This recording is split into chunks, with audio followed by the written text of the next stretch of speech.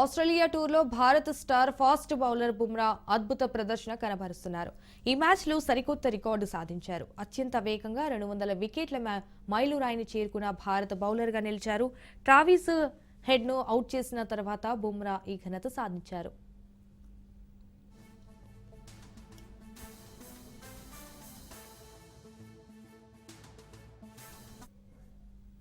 కెరీర్లో 44వ టెస్టు ఆడుతున్న బుమ్రా కేవలం 8,484 బంతుల్లో 200 పైగా వికెట్ల మార్కును అందుకున్నారు. ఈ జాబితాలో పాక్ మాజీ పేసర్ వకార్ యూనిస్ 7,725 బంతుల్లో తీసి అగ్రస్థానంలో ఉన్నాడు. అయితే మ్యాచ్ల పరంగా స్పిన్నర్ అశ్విన్ భారత్ తరపున ముందున్నాడు. 37 మ్యాచ్ల్లోనే ఘనత సాధించారు.